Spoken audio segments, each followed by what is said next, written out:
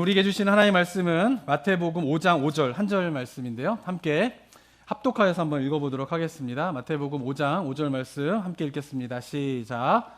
온유한 자는 복이 있나니 그들이 땅을 기업으로 받을 것이며. 아멘.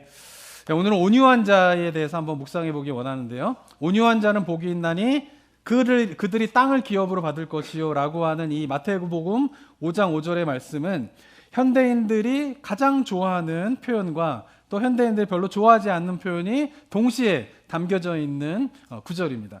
현대인들이 가장 좋아하는 표현이 뭘까요?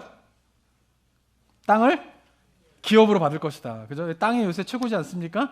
땅을 기업으로 받는다. 얼마나 현대인들의 귀에 솔깃한 이야기인지 모르겠습니다. 그런데 또 현대인들이 별로 좋아하지 않는 또 말씀의 표현은 뭘까요? 온유한 자가 되라 이거예요. 그죠? 교회를 다니는 분 이외에 온유한 자가 되십시오라고 하는 말을 들어본 적 있을까요? 거의 없어요. 제가 이번 주에 이제 온유한 자에 대해 설교를 준비하면서 구글에다 온유함에 대해서 제가 설치를 해봤거든요. 근데 구글에 관련 검색어들을 쫙 찾아보면은 성경, 특별히 팔복에 있는 마태복음 5장 5절과 관련된 것 이외에는 온유하다와 관련된 검색어가 나오질 않아요.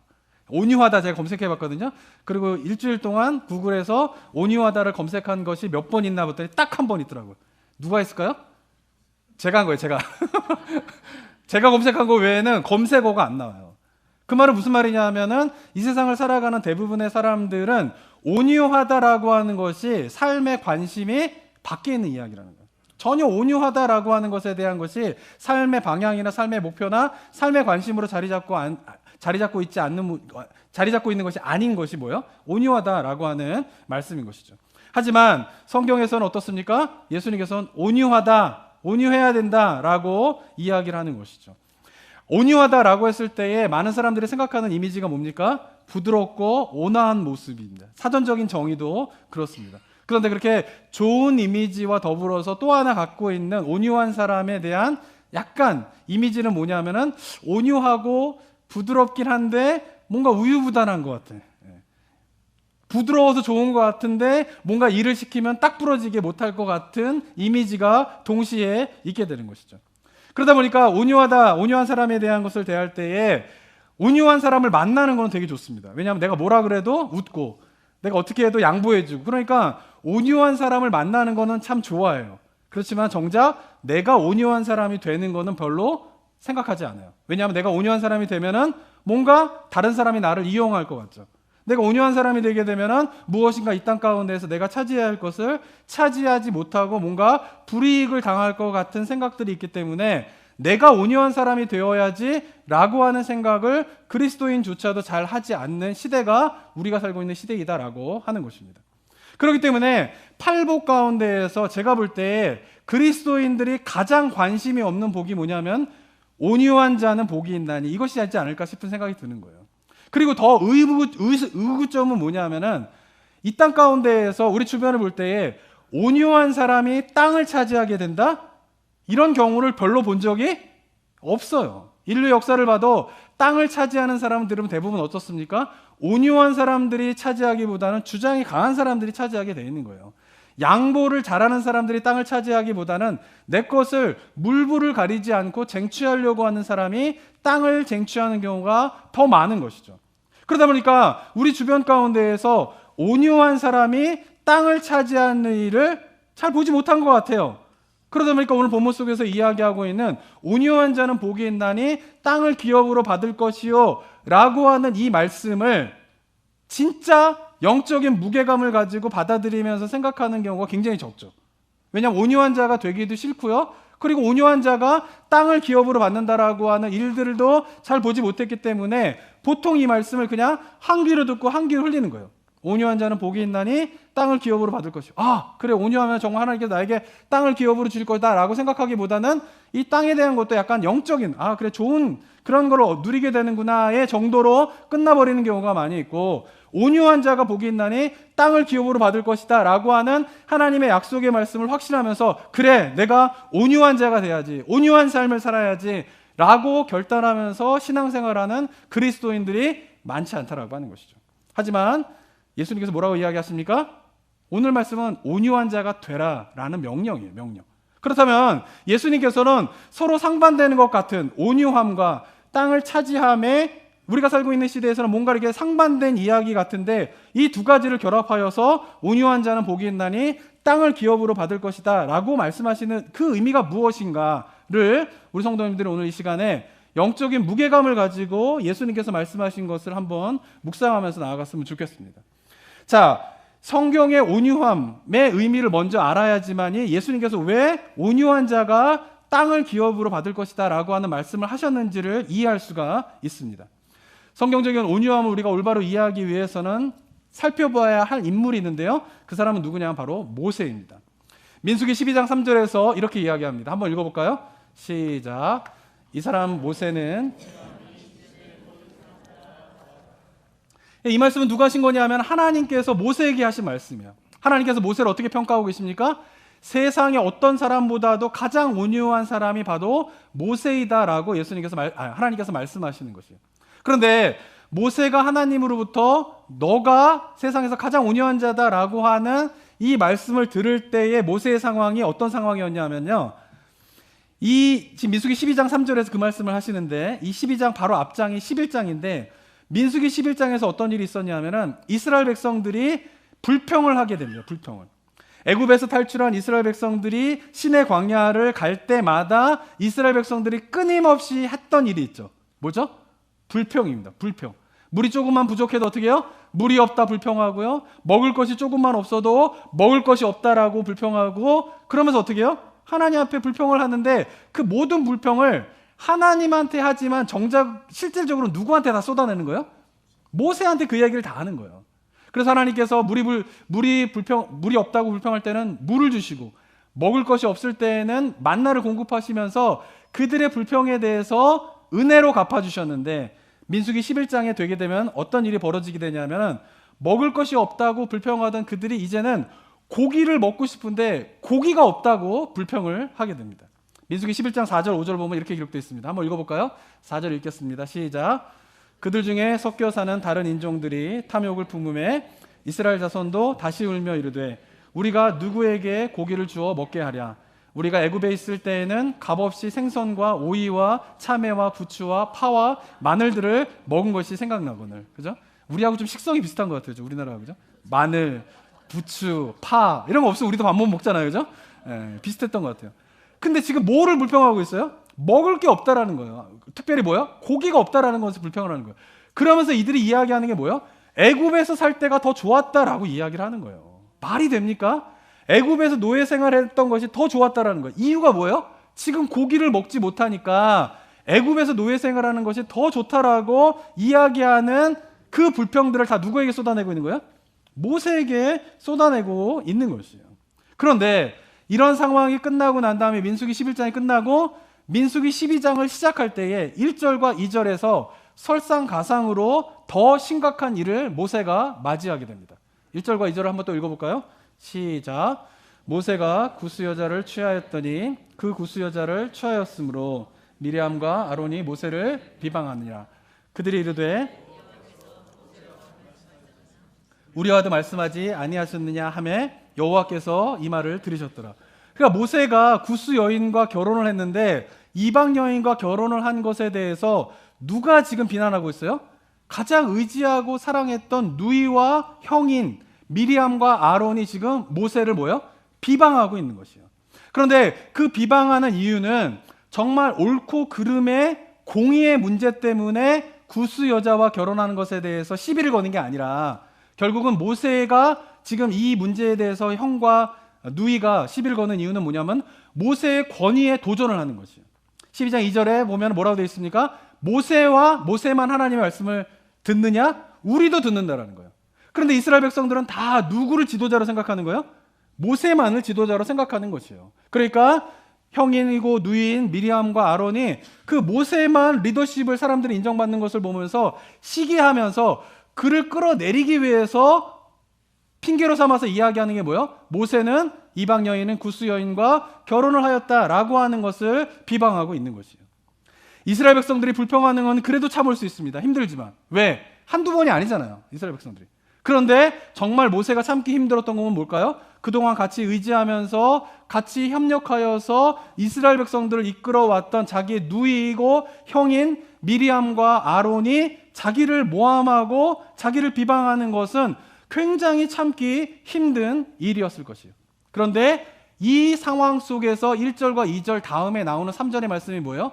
이 사람 모세는 온유함이 지면의 모든 사람보다 더하다라고 하는 하나님의 말씀이 있었다라고 하는 것입니다. 아무런 문제가 없는 가운데에서 그가 온화하고 평안한 모습을 유지했던 게 아니라 이스라엘 백성들이 장정만 60만이에요. 그 많은 사람들이 불평을 쏟아내는 것을 혼자 다 감당하고 있는 상황에서 설상가상으로 가장 사랑하고 의지했던 미리암과 아론이 자기를 비방하고 있는 그 상황에서 모세는 지금 어떤 모습인 거예요? 온유한 모습을 갖고 있는 거죠. 놀라운 일이 벌어진 거죠. 그런데 모세는 본래 이 온유함과 거리가 먼 사람이에요. 왜냐하면 모세의 생애를 살펴보게 되면은 애굽의 왕자로 있을 때에 히브리 종이 애굽의 그 관리로부터 핍박을 당하게 되자 모세가 어떻게 합니까? 그 애굽 관리인을 쳐서 죽였어요. 다혈질인 사람이에요. 거친 사람이에요. 결코 온유한 사람이 아니었다라고 하는 것이에요. 그래서 40년 동안 미디안 광야를 헤매이게 됩니다. 미디안 광야를 생활을 마치게 될 쯤에 하나님께서 그를 부르십니다. 떨기나무 가운데에서. 그리고 어떻게 해요? 내가 너를 택하였다. 내가 너로 이스라엘 백성들을 구원하는 지도자로 너를 세우겠다라고 하면 온유한 사람이라면 어떻게 반응할까요? 네, 주님 감사합니다. 주님이 쓰신다면 제가 쓰겠습니다. 순종하겠습니다. 이게 온유한 사람의 모습이잖아요. 근데 모세는 어떻습니까? 못합니다. 저는 할 수 없습니다. 라고 하나님의 부르심을 몇 번이나 거절할까요? 6번이나 거절해요. 6번. 자그마치 6번입니다. 그러니까 모세라고 하는 사람은 결코 하나님 앞에 고분고분하고 순종적이고 온유한 사람이 아니었다라고 하는 것이에요. 또 이스라엘 백성들을 출애굽해가지고 시내 광야에 시내산에 이르게 되었을 때에 시내산에 올라가서 모세가 어떻습니까? 하나님으로부터 십계명의 돌판을 받게 됩니다. 그런데 안타까운 것은 그 산 아래에서는 이스라엘 백성들이 뭐를 만들어요? 황금 송아지를 만드는 거예요. 모세가 하나님으로부터 십계명 돌판을 가지고 산 아래로 내려왔는데 이스라엘 백성들이 황금 송아지를 만든 것을 보고 모세가 어떻게 행동합니까? 돌판을 집어 던져요. 깨트려 버리는 거예요.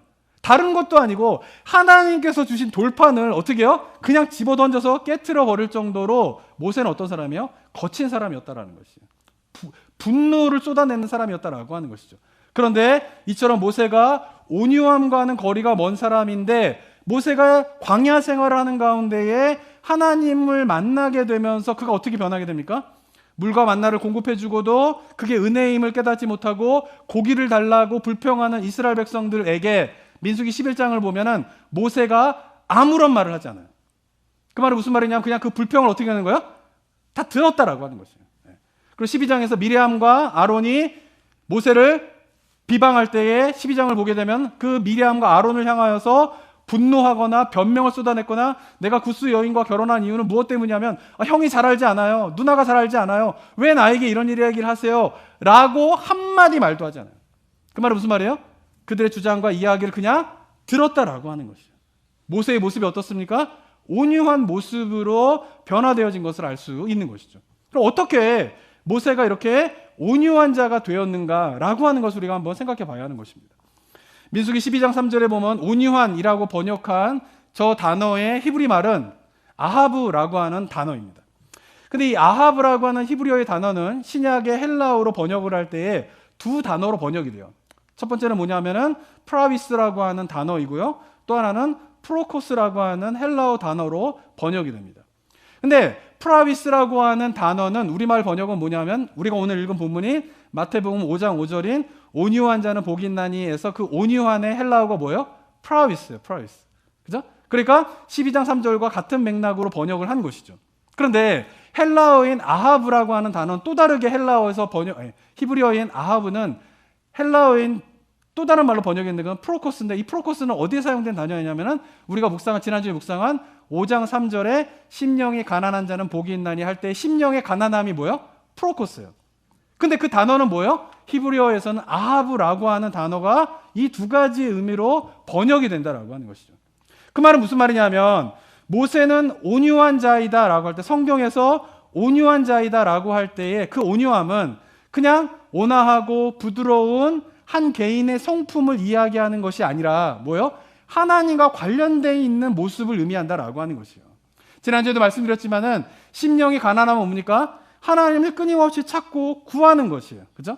근데 하나님을 찾고 구하는 심령의 가난한 자는 어떠한 모습이 나올 수밖에 없는 거예요? 온유한 모습이 나올 수밖에 없는 거예요. 심령의 가난함을 가는 자는 뭐예요? 온유한 자이다라고 하는 것이죠. 왜냐하면 이 두 가지의 공통점이 있는데 그 두 가지의 공통점은 뭐냐면 바로 하나님 앞에서의 모습이 어떠한 것인가를 의미하는 단어이기 때문에 그렇다라고 하는 것입니다. 모세도 마찬가지입니다. 주변의 사람들로 모함을 당하고 불평으로 다 쏟아낼 때에 분노하고 변명하고 화를 낼 수 있지만 그냥 참아요. 이유가 무엇 때문일까요? 그것을 참고 온유함으로 대응하면서 모세가 한 일이 있어요. 그것은 뭐냐? 바로 하나님께 나아가 묻는 거예요. 그래서 민수기 11장을 보게 되면 이스라엘 백성들이 불평하는 장면이 짧게 나오고요. 나머지의 긴 장면이 뭐냐면 다 모세가 하나님 앞에 나아가 하나님 앞에서 불평하는 거예요. 백성들 앞에서는 불평하고 분노하지 않았지만은 모세가 하나님 앞에서 불평하는 장면이 민수기 11장의 대부분을 차지하게 됩니다. 하나님, 이러면 어떻게 합니까? 저 못 살겠습니다. 하나님 도대체 어떻게 해야 됩니까? 라고 모세가 하나님 앞에서 막 불평을 쏟아내게 되는 것을 보게 되는 것이죠. 모세의 온유함이 무엇입니까? 바로 하나님에 대한 의존성이에요. 하나님을 구하고 찾는 심령의 가난함을 가진 자들은 하나님을 의존하게 되죠. 그리고 하나님을 의지하는 자들은 어떻습니까? 위로를 받게 돼요. 위로를. 그죠? 위로를 받게 되는데 그 위로와 하나님의 사랑이 너무나 크기 때문에 주변에 있는 사람들이 불평을 하고 모함을 하고 나에게 공격을 한다 손 치더라도 그거를 넉넉하게 받을 만한 영적인 여유가 생기게 되는 거죠. 이유가 무엇 때문이에요? 하나님으로부터 그러한 여유를 누릴 수 있는 은혜와 위로를 모세는 충분하게 받을 수 있기 때문에 그런 거죠. 왜? 모세는 어떤 사람이에요? 심령이 가난한 자인 거죠. 하나님을 찾는 자이고 하나님을 의존하는 자인 거죠. 그래서 심령이 가난한 자는 뭐예요? 온유할 수밖에 없다라고 하는 것이에요. 다시 바꿔 말하면은 우리가 온유하지 않고 뭔가 거칠고 화를 내고 뭔가 사람들에 대해서 부드럽지 못하게 대응하는 이유는 무엇 때문이냐 하면은 우리가 누군가로부터 충분한 사랑과 위로를 받지 못했기 때문에 또는 누군가로부터 충분한 위로와 사랑이 부족했기 때문에 그 온유함을 잃어버리게 되었다라고 하는 것에 대해서 우리가 기억해야 하는 것입니다. 한국의 TV 프로그램 가운데요, 이게 상담하는 프로그램이 요즘 굉장히 많아졌습니다. 그 말은 무슨 말이냐면은 정신적으로 문제가 있는 사람이 굉장히 많아졌다라는 것이죠.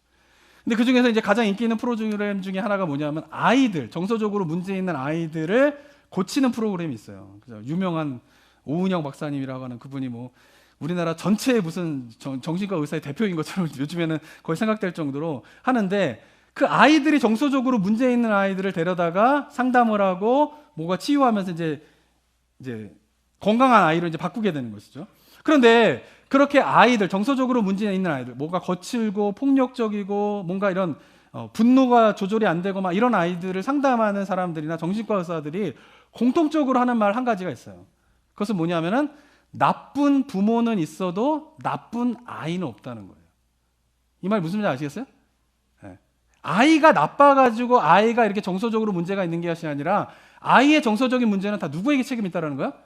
부모에게 책임이 있다는 거예요. 부모의 나쁜 모습이 결국 뭐예요? 아이를 나쁘게 만드는 거지 아이 자체가 뭐예요?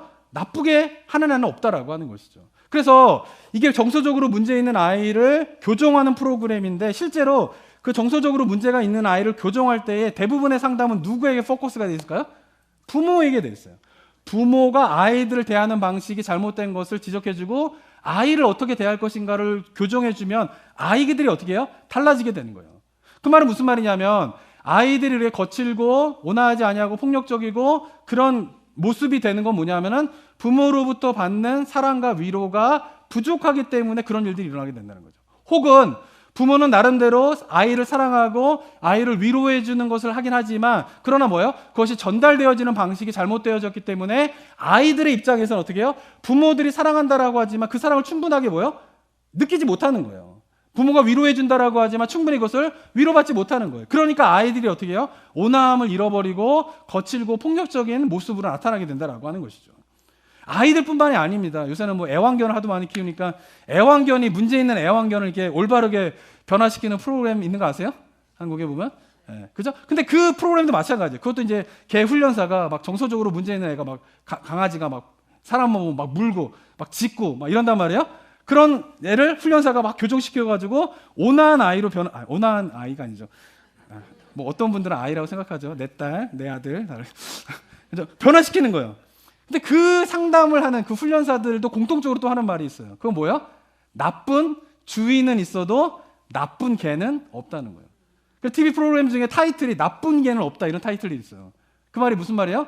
개가 나빠게 되는 건 뭐예요? 주인이 충분하게 사랑해주고 위로를 주면은 개가 변하는데 개가 온화해질 수 있는데 그러지 않았기 때문에 뭐예요? 나쁜 개가 되었다라고 하는 것을 이야기하고 있는 것이죠.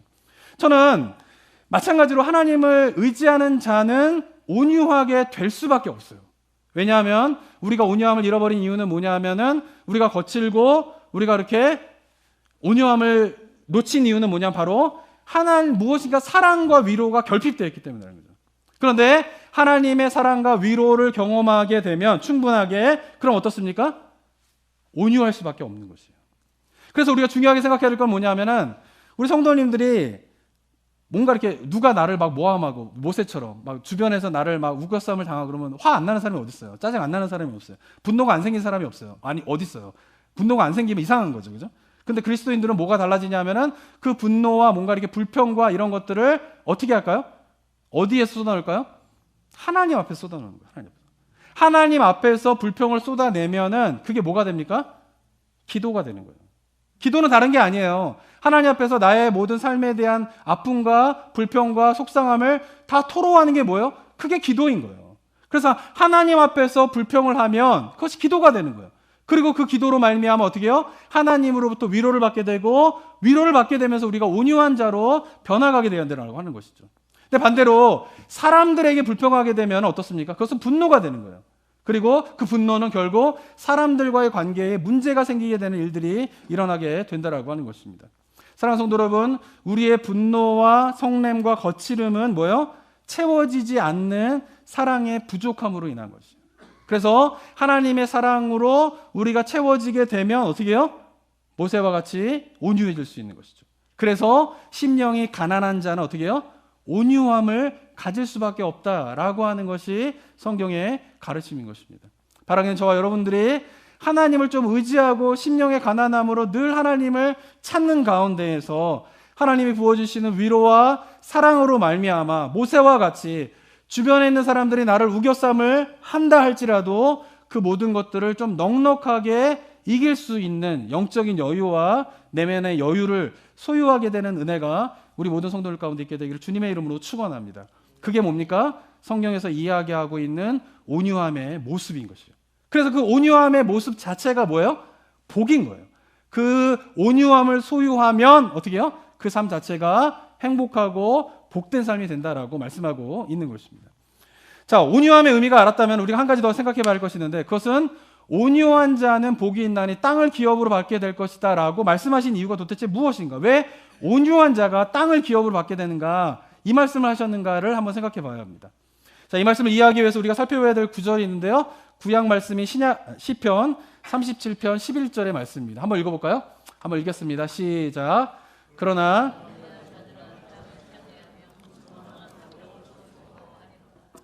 시편 37편 1절 11절에 보면 온유한 자들은 땅을 차지하게 될 것이다 라고 이야기하고 있어요.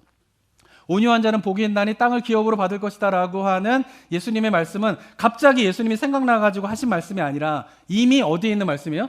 구약에 있는 말씀인 거예요. 시편의 37편 11절의 대표적인 말씀인 것이죠.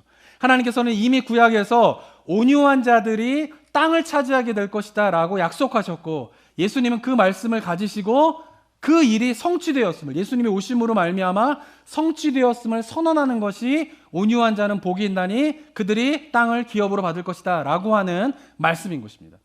자, 그렇다면 온유한 자가 왜 땅을 차지하게 되는가에 대한 답을 시편 37편에서 찾을 수가 있어요. 37편의 내용이 뭐냐 하면요 1절을 보면 이렇게 시작을 하게 됩니다. 한번 읽어볼까요? 시작.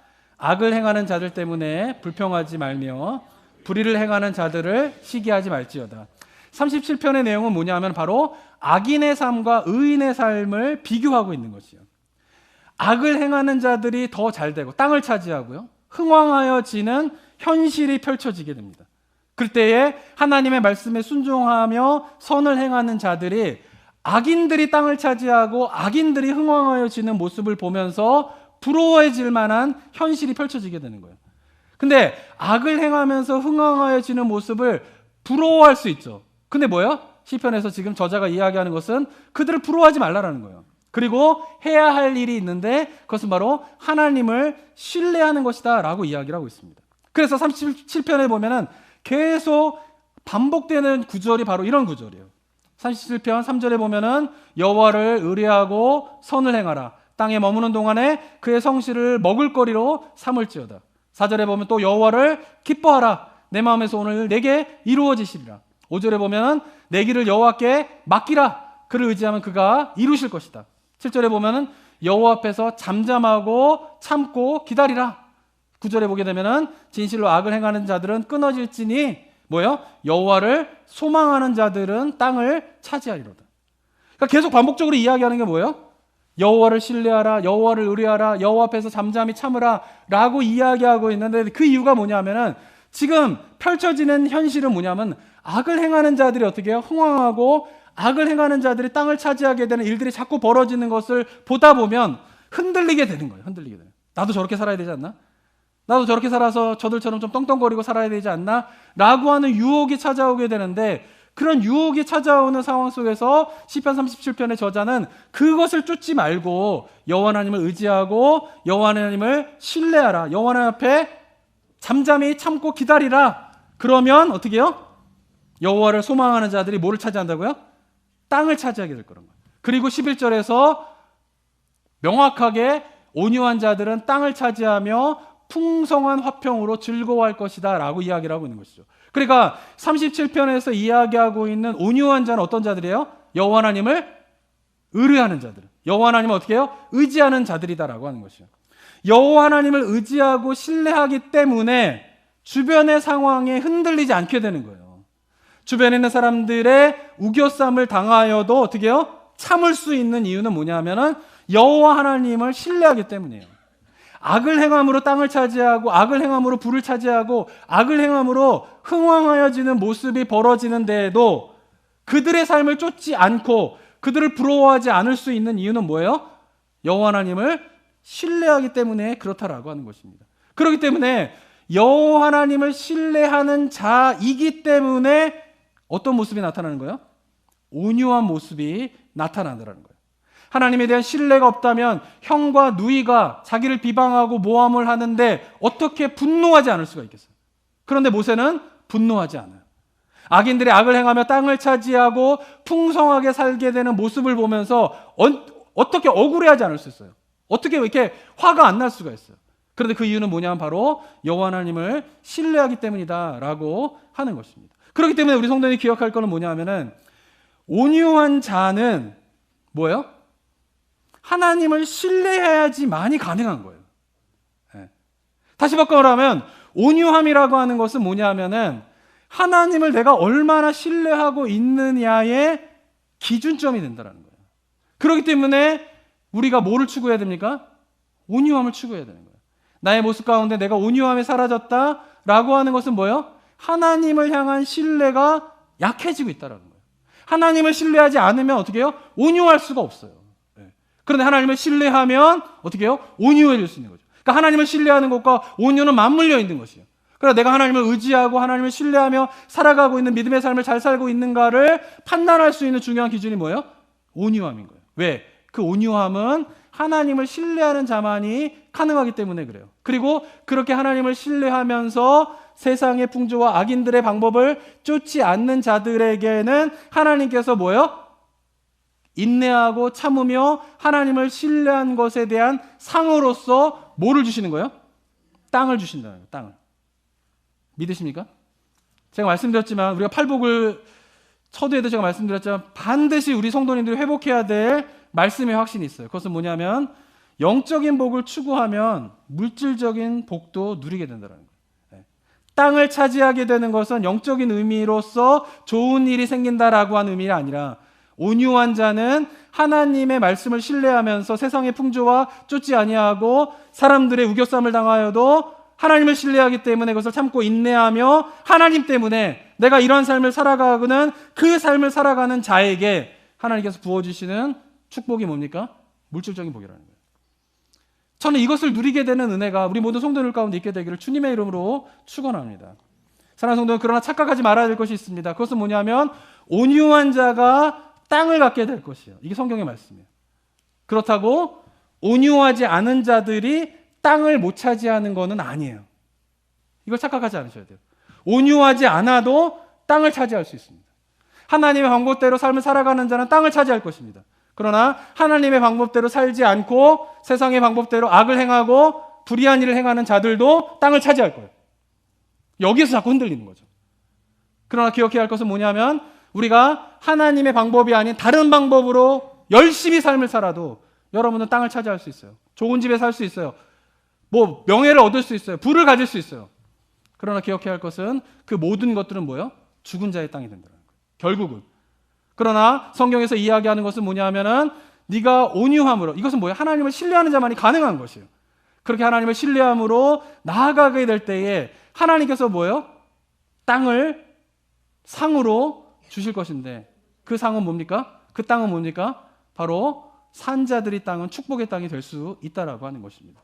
사랑하는 저와 여러분들이 우리가 어떤 삶을 살아가야 될지에 대한 중요한 지표로서 온유한 자는 복이 있나니 땅을 기업으로 받을 것이다 라고 하는 이 예수님의 말씀을 영적인 무게감을 가지고 깊이 묵상하면서 바라기는 저와 여러분들이 하나님을 신뢰함으로 세상 풍조를 따르지 아니하고 그러면서 내 안에서 자연스럽게 나오게 되는 그 온유함으로 누리게 되는 복, 그것을 맛보게 되는 은혜가 우리 성도들 가운데 있게 되기를 소망합니다. 그러나 거기서 끝나버리는 것이 아니라 세상과 타협하지 아니하고 하나님을 신뢰함으로 살아가는 자에게 주시는 땅을 기업으로 주시는 하나님의 은혜 가운데에서 죽은 자의 땅이 아니라 산 자의 땅으로 우리가 누리게 되는 큰 은혜가 우리 모든 성도님들 가운데 있게 되시기를 주님의 이름으로 축원합니다. 사랑과 은혜가 충만하신 하나님 아버지, 온유함을 소망하지 않는 시대에 온유하라고 말씀하시는 예수님의 말씀을 이곳에 계신 모든 성도님들이 영적인 무게감을 가지고 받아들이며 일상의 삶 속에서 온유한 자가 누릴 수 있는 큰 복을 맛보는 은혜가 우리 모든 성도들 가운데 있을 수 있도록 인도하여 주시옵소서. 하나님을 신뢰함으로, 하나님께서 일하실 것을 믿음으로, 나의 억울함을 풀어주실 것을 바라봄으로, 내가 온유함으로 이 세상의 모든 사람들과 나에게 벌어지는 모든 일들을 대할 수 있는 영적인 넉넉함이 우리 모든 성도들 가운데 있을 수 있도록 주님 도와 주시옵고, 그렇게 하나님을 신뢰함으로 세상의 방법이 아닌 하나님의 방법대로 삶을 살아가기를 다짐하며 묵묵히 그 길을 걸어가는 자에게 일하시는 하나님의 손길 가운데 부어주시는 땅의 약속을 경험하게 되는 놀라운 은혜가 우리 모든 성도들 가운데 있을 수 있도록 주님 역사하여 주시옵소서.